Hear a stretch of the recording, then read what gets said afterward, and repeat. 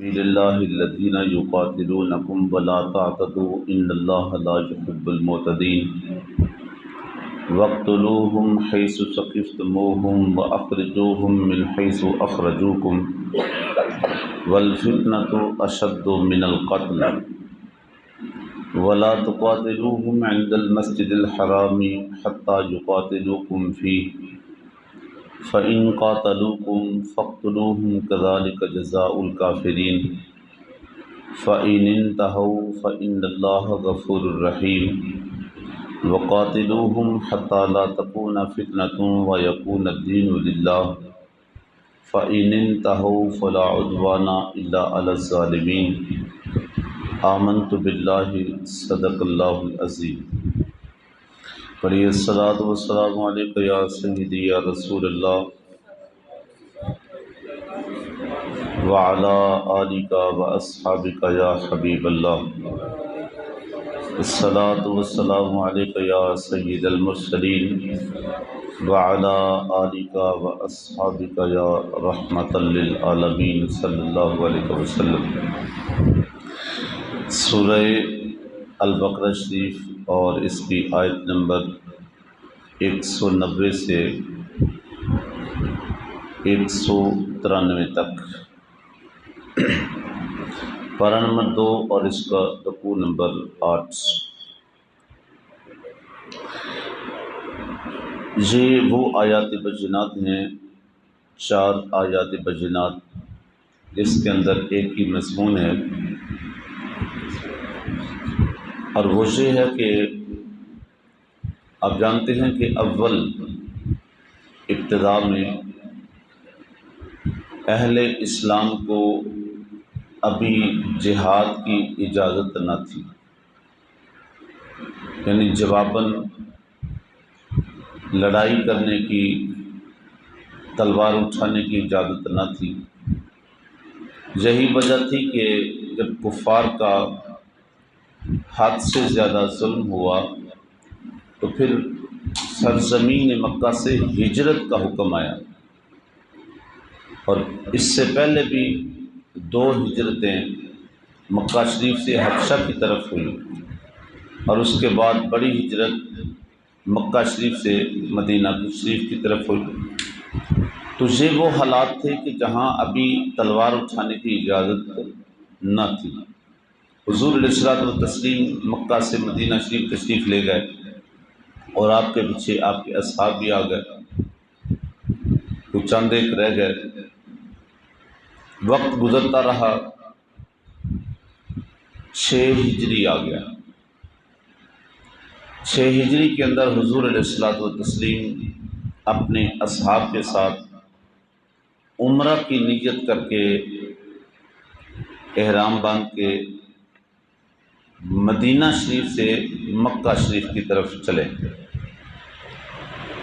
پھر آپ جانتے ہیں مشہور بات ہے، حدیبیہ کے مقام پہ آپ کے قافلے کو مکہ کے لوگوں نے، سرداروں نے روک لیا، اور ان کا خیال یہ تھا کہ یہ لوگ ہمارے ساتھ مقابلے کے لیے آ رہے ہیں، حتیٰ کہ انہوں نے خفیہ طور پہ یہ ریکی کروائی اور یہ جاسوسی کروائی کہ یہ کتنا سامان لے کے آ رہے ہیں، کتنی تیاری کے ساتھ آ رہے ہیں۔ اور یہی وہ موقع تھا کہ جب کفار نے، جنہوں نے ابھی اسلام نے قبول کیا تھا، حضرت عروہ بن مسعود رضی اللہ تعالیٰ عنہ، ان کو بھی بھیجا جاسوسی کے لیے، ریکی کے لیے، کہ جا کے آپ چیک کر کے آئیں کہ کتنے لوگ ہیں، سامان کتنا ہے، تیاری کتنی ہے، سواریاں کتنی ہیں، تلواریں، نیزے، یہ ساری چیزیں کتنی ہیں۔ تو حضرت عروہ بن مسعود جو اس وقت تک ابھی ایمان نہیں لائے تھے، انہوں نے آ کے چھپ چھپ کے دیکھا صحابہ کرام، یعنی حضور علیہ الصلوۃ والتسلیم کہاں ٹھہرے ہوئے ہیں اور کیا اعمال چل رہے ہیں، آپ کے اصحاب کیا کر رہے ہیں۔ تو ایک دوسرے کے ساتھ وہ ان کا حسن سلوک، ملنا جلنا، وہ سارا چھپ چھپ کے دیکھتے رہے، اور جب چھپ چھپ کے دیکھ کے واپس لوٹے تو مکہ کے لوگوں کو جا کے جب ملے تو انہوں نے کہا جی بتائیں کیا دیکھا، کیا کچھ کیا۔ تو حضرت عروہ بن مسعود کہنے لگے باقی باتیں بعد میں کریں گے، لیکن تمہارے لیے پہلی میری نصیحت یہ ہے کہ ان کے ساتھ تم مقابلہ کرنے کا سوچ بھی نہیں سکتے، ان کے ساتھ مقابلہ نہیں کرنا، اس بات سے دستبردار ہو جائیں۔ ان کا وہ کیسے؟ تو حضرت عروہ بن مسعود کہتے ہیں کہ اللہ کی قسم میں نے بڑے بڑے بادشاہوں کے درباروں میں جا کے دیکھا ہے، بڑے بڑے حاکموں کے درباروں میں جا کے دیکھا ہے، بڑے بڑے بادشاہوں کو میں نے دیکھا ہے، لیکن جو میں نے یہاں دیکھا ہے وہ کبھی بھی نہیں دیکھا۔ جتنی عزت محمد کے غلام ان کی کرتے ہیں، جتنا احترام وہ کرتے ہیں، اتنا احترام میں نے دنیا کے کسی بادشاہ کے دربار میں نے نہیں دیکھا۔ اور میں نے دیکھا ہے کہ اگر وہ وضو بھی کرتے ہیں تو ان کے جسم سے لگا ہوا پانی کا قطرہ بھی زمین تک نہیں پہنچتا، پہلے ان کے غلاموں کے ہاتھ ہوتے ہیں۔ کسی کا چہرہ، کسی کا کپڑا آ جاتا ہے تو ذرا غور کرو، جو اپنے آقا کے جسم سے لگا ہوا پانی کا قطرہ نہیں ضائع ہونے دیتے، وہ ان کا خون کیسے بہانے دیں؟ تو تم ان کا مقابلہ نہیں کر سکتے، اتنا میں نے وہ دیکھا ہے۔ تو یہ وہ مقام تھا کہ جہاں حدیبیہ کے مقام پہ آپ کے قافلے کو روکا گیا تھا، اور یہ کم و بیش 1 مہینہ تک وہاں پہ رکا رہا یہ قافلہ، اور یہ مذاکرات ہوتے رہے، حتیٰ کہ اس بات پہ اتفاق ہوا کہ ابھی یہاں سے ہی واپس جایا جائے گا، اور اگلے سال 7 ہجری کے اندر پھر دوبارہ آپ آ کے عمرہ کر سکتے ہیں، لیکن اس سال نہیں کر سکتے۔ ایک وہاں پہ معاہدہ لکھا گیا جن سے صلح حدیبیہ کہا جاتا ہے، معاہدہ لکھا گیا، نکات لکھے گئے۔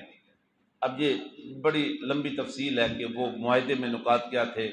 اور اس وقت کیا ماجرا ہوا، چونکہ میں نے اپنے مضمون کی طرف آنا ہے۔ تو وہاں پہ صلح کا ایک لکھا گیا اور قوانین لکھے گئے کہ ہم کتنے سال تک دوبارہ جنگ نہیں کریں گے، یہ وغیرہ وغیرہ۔ یہیں سے پھر یہ قافلہ واپس ہوا، 1 سال گزر گیا، 6 کے بجائے 7 ہجری آ گئی۔ 7 ہجری کے اندر حضور علیہ الصلوۃ والتسلیم نے پھر اپنے اصحاب سے فرمایا کہ ہم نے عمرہ کے لیے جانا ہے، معاہدے کے مطابق اس سال ہمیں رکاوٹ نہیں۔ تو پھر 1400 اصحاب کے ساتھ حضور 7 ہجری کو پھر تشریف لائے عمرہ کے لیے مکہ کے اندر۔ اب اس دوران توجہ، اس دوران جو آپ کے ساتھ آنے والے لوگ تھے یا وہاں پہ جو حضور کے کلمہ پڑھنے والے تھے، ان کے ذہنوں میں ایک خدشہ تھا کہ ادھر حضور علیہ الصلوۃ والتسلیم نے تو جو بات کہہ دی، جو قانون لکھ دیا، جو معاہدہ کر لیا، وہ اس سے 1 انچ بھی آگے پیچھے نہیں ہوں گے۔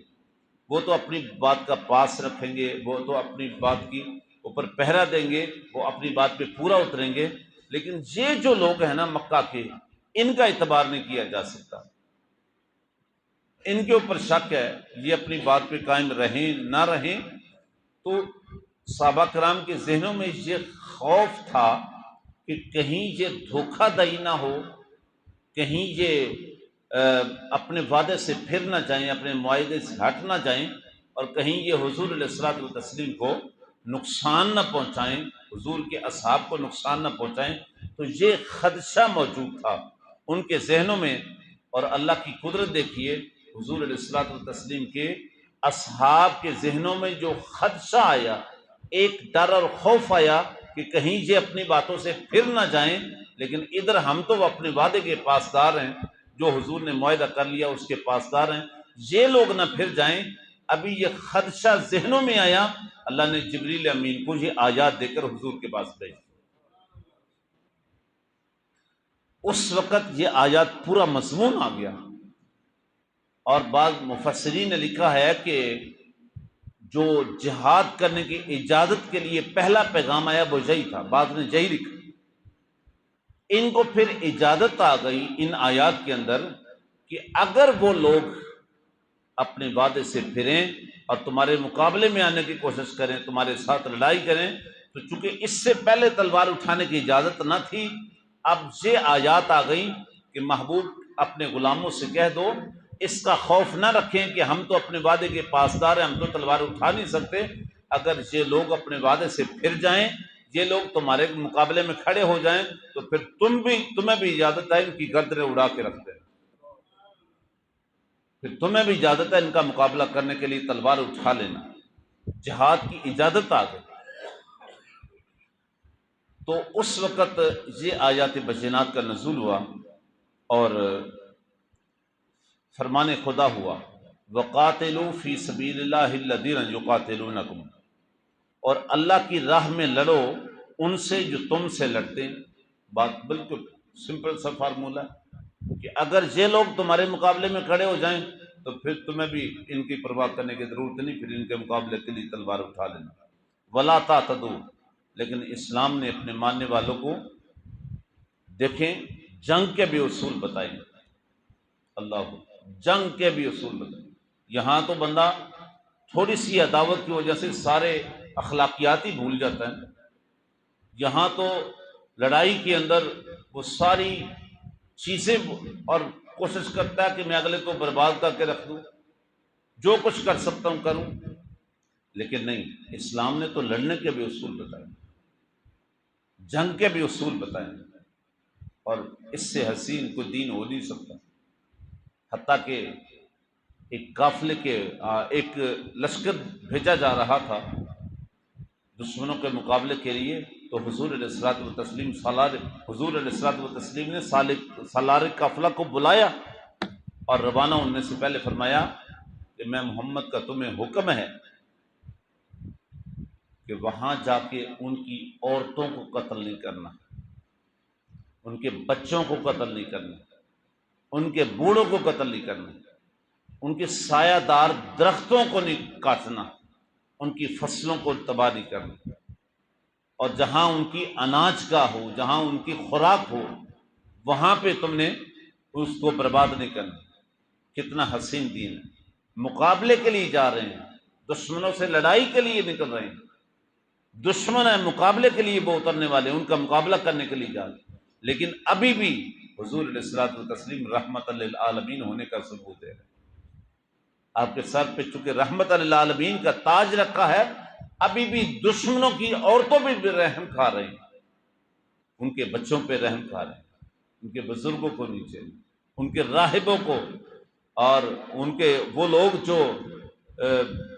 اپنے آپ کو عبادت کے لیے اپنے انداز میں اپنے مذہب کے مطابق جو وقف کر چکے ہیں، ان کے راہب جو ہیں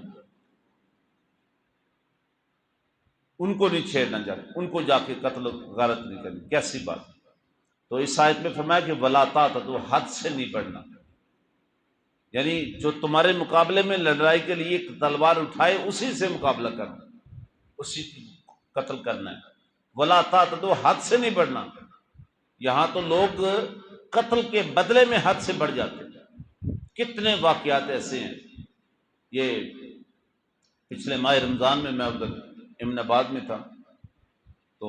وہاں میں نے دیکھا کہ ماہ رمضان کے اندر غالباً 22واں روزہ تھا یہ رکھا، ماہ رمضان کے اندر اچانک مجھے پتہ چلا کہ جی وہاں پہ ایک لڑائی ہوئی، حادثہ ہوا، اور لوگ چھپ کے بیٹھے ہوئے تھے، تو 3 قتل ہو گئے۔ اس جنازے میں خود شریک تھا، تو 3 قتل ہو گئے۔ تو جب ساری بات معلوم ہوئی تو پتہ چلا کہ جی جنہوں نے قتل کیا ان کا بندہ 1 سال پہلے انہوں نے مارا تھا، جو مقتولین ہیں ان کے لوگوں نے ان کا ایک شخص مارا تھا۔ اب ایک کے بدلے میں کتنے مارے انہوں نے؟ یہ ہے حد سے بڑھنا۔ قرآن نے تو اس کے بھی اصول بتائے، الحر بالحر والعبد بالعبد والانثى بالانثى، یعنی جہاں پہ یہ فرمایا کہ کتب علیکم القصاص فی القتلى، قتل کے اندر جو تم نے قصاص لینا ہے اس کے اندر بھی اسلام نے اصول بتائے ہیں، الحر بالحر والعبد بالعبد، تم غلام کے بدلے میں آزاد نہیں قتل کر سکتے، عورت کے بدلے میں مرد نہیں قتل کر سکتے، آزاد کے بدلے میں آزاد کرو گے، غلام کے بدلے میں غلام ہی کرو گے، والانثى بالانثى، اور عورت کے بدلے میں عورت ہی کرو گے، مرد نہیں کرو گے۔ حد سے نہیں بڑھنا، بدلے کے اندر بھی حد سے نہیں بڑھنا۔ اللہ اکبر۔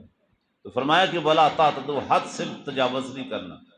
ان اللہ لا يحب المعتدین، چونکہ بے شک اللہ حد سے بڑھنے والوں کو پسند نہیں فرماتا۔ وَاقْتُلُوهُمْ حَيْثُ ثَقِفْتُمُوهُمْ، اور کافروں کو جہاں پاؤ مار ڈالنا۔ مطلب کہ جہاں پہ بھی تمہارے مقابلے میں کھڑے ہو جائیں، جس لمحے اور جس موقع کے اوپر بھی تمہارے مقابلے میں آنے کی کوشش کریں تو ان کے ساتھ مقابلہ کرنا، وقت لوگ انہیں قتل کر ڈالنا اگر وہ مقابلے کے۔ وَأَخْرِجُوهُم مِّنْ حَيْثُ أَخْرَجُوكُمْ، اور انہیں نکال دینا وہاں سے جہاں سے انہوں نے آپ کو نکالا۔ چونکہ یہی اہل ایمان حضور کے اصحاب، ان کو مکہ سے ہجرت کرنے پہ مجبور کیا گیا، تو وَأَخْرِجُوا، جب مقابلہ ہو جائے تو پھر ٹھیک ہے، پھر سیدھی سی لڑائی ہے۔ وَأَخْرِجُوهُم مِّنْ حَيْثُ أَخْرَجُوكُمْ، اور انہیں نکال دو جہاں سے انہوں نے تمہیں نکالا۔ وَالْفِتْنَةُ أَشَدُّ مِنَ الْقَتْلِ، چونکہ کفار کا جو فتنہ ہے نا وہ قتل سے بھی بڑا شدید ہے۔ اور یہ عرف عام میں اب بھی یہ بات سمجھنے کی ہے، فتنہ قتل سے بھی بڑا بدتر ہے۔ کسی کے متعلق ایسے ہی بات کر دینا، اس کو قتل کر دینے سے بھی، یہ قرآن کہہ رہا ہے، کسی کے متعلق کسی کی عزت اچھال دینا، کسی کے اوپر تہمت لگا دینا، کسی کے اوپر ایسے ناحق بات کر دینا، یہ قتل کرنے سے زیادہ شدید ہے، یہ یاد رکھیے، یہ قرآن کا فیصلہ ہے۔ وَالْفِتْنَةُ أَشَدُّ مِنَ الْقَتْلِ، چونکہ اس کو قتل کرو گے تو وہ ایک ہی دفعہ مرے گا، لیکن اگر فتنہ چھوڑ دی، ایسے ہی کوئی بات کر دی، کسی کے اوپر تہمت لگائے، وہ روز مرے گا، وہ تو اپنی عزت سے مرے گا۔ لیکن اس لیے فرمایا والفتنہ، تو یہ جو فساد ہے، فتنہ ڈالنا نا، ذہنوں میں ڈال دینا، یہ والفتنہ تو اشد من القتل، قتل سے بھی زیادہ برا ہے، قتل سے بھی زیادہ برا ہے۔ اور فتنہ فساد پھیلانے والے لوگ خود عبرت حاصل کریں وہ کہاں پہ کھڑے ہیں۔ ولا تقاتلوهم عند المسجد الحرام، اور انہیں نہ قتل کرنا مسجد حرام کے پاس، حتی یقاتلوکم فی، یہاں تک کہ اس میں وہ قتال شروع کریں۔ یعنی اگر پہل وہ کر لیں تو پھر تم یہ نہ خیال کرنا کہ ہم تو مسجد حرام کے پاس ہیں، حرم کے اندر ہیں، اگر لڑائی انہوں نے پہلے شروع کی تو پھر تمہیں بھی اجازت ہے۔ ولا یعنی حتی الامکان تمہیں کوشش کرنا ہے کہ اس وہاں سے بچا جائے، حرم کا لحاظ رکھا جائے، لیکن حتی یقاتلکم فی، اگر وہ لوگ اس میں قتال شروع کر دیں تو پھر تمہیں اجازت ہے۔ فَإِن قَاتَلُوكُمْ فَاقْتُلُوهُمْ، اگر تم سے لڑیں تو انہیں قتل کر دینا۔ كَذَلِكَ جَزَاءُ الْكَافِرِينَ، یہی پھر کفار کا بدلہ ہے، ان کا بدلہ یہی ہے۔ فَإِنِ انْتَهَوْا فَإِنَّ اللَّهَ غَفُورٌ رَحِيمٌ، پھر اگر وہ باز رہیں تو اللہ بخشنے والا، تم بھی انہیں چھوڑ دینا، کچھ نہ کہہ۔ وَقَاتِلُوهُمْ حَتَّىٰ لَا تَكُونَ فِتْنَةٌ وَيَكُونَ الدِّينُ لِلَّهِ، اور ان سے لڑو جہاں تک کہ کوئی فتنہ باقی نہ رہے اور دین غالب آ جائے، اور ایک اللہ کی پوجا ہو۔ فَإِنِ انْتَهَوْا فَلَا عُدْوَانَ إِلَّا عَلَى الظَّالِمِينَ، اور اگر وہ باز آ جائیں تو زیادتی نہیں کرنا، پھر ایسا کام ظلم کرنے والوں کا ہے، زیادتی نہیں کرنا۔ یعنی اس ساری صورتحال چاروں آیات بینات کو سامنے رکھیں تو نتیجہ یہی ہے کہ اہل ایمان کو اجازت ملی کہ اگر وہ تمہارے مقابلے میں کھڑے ہو جائیں تو پھر تمہیں تلوار اٹھانے کی اجازت ہے، پھر ان کا مقابلہ، حتیٰ کہ حرم کے اندر بھی تم نے پہل نہیں کرنی۔ جیسے کہتے ہیں نا، اگر وہ تمہیں پہلے چھیڑیں تو پھر انہیں چھوڑنا نہیں، پھر ان کے مقابلے میں آ جانا۔ اللہ رب العزت ہم سب کو ہمارے صالح کی توفیق عطا فرمائے، آمین۔ صلی اللہ علیہ حبیب محمد وبارک وسلم علیہ۔